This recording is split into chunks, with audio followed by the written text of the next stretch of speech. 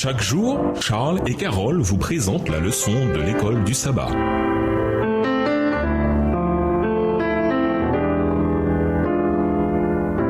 Bienvenue à votre émission Dieu nous parle. Nous voilà à la leçon de lundi. Antioche et Pisidie, première partie. Depuis Chypre, Paul et ses compagnons font voile jusqu'à Pérgée de Pamphylie sur la côte méridionale de la Turquie moderne. Avant qu'ils n'aillent à Antioche de Pisidie, Luc rapporte deux changements accidentels importants. Paul devient le principal protagoniste. Jusque-là, Barnabé est toujours mentionné en premier. Et Luc cesse d'employer le nom juif de Paul, Saul, et ne fait plus référence à lui qu'en disant Paul.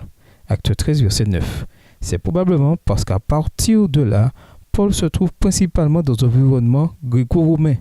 Acte 13, verset 13 rapporte que Jean, surnommé Marc, retourne à Jérusalem.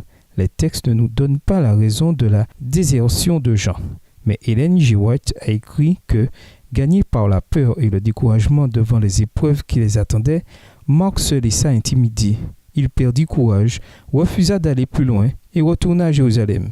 Dieu n'a jamais promis que ce serait facile. Au contraire, Paul savait dès le départ que son service envers Jésus comporterait beaucoup de souffrances. Acte 9, verset 16. Mais il a appris à compter entièrement sur la puissance de Dieu et c'est en cela que résidait le secret de sa force. 2 Corinthiens 4, les versets 7 à 10. Lisons Acte 13, verset 38. Quel était en substance le message de Paul à la synagogue d'Antioche? Acte 13, verset 38. Sachez donc, hommes frères, que c'est par lui que le pardon des péchés vous est annoncé. Acte 13 et versets 16 à 41 rapportent la première prédication de Paul de tout le Nouveau Testament. Ce n'était bien entendu pas la première fois que Paul faisait, et il n'y a aucun doute que le texte ne représente qu'un bref résumé de ses paroles. La proclamation de Paul est divisée en trois parties principales. D'abord, il évoque les croyances communes sur l'élection d'Israël et la royauté de David. Acte 13 et versets 17 à 23. Cette partie est conçue pour établir un point de contact avec son auditoire juif. Ensuite, il présente Jésus comme étant l'accomplissement des promesses de Dieu. Un descendant de David apporterait le salut à Israël. Acte 13 et versets 24 à 37.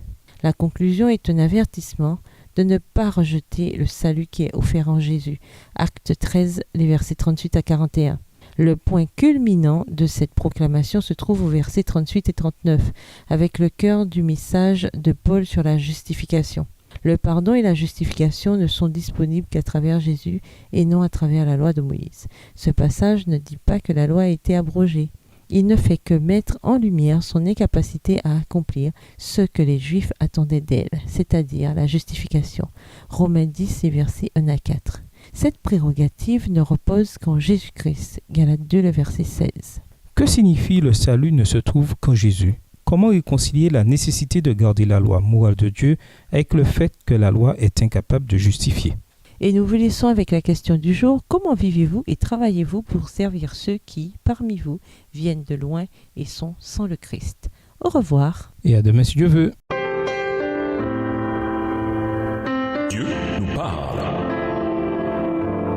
Chaque jour, Charles et Carole vous présentent la leçon de l'école du sabbat.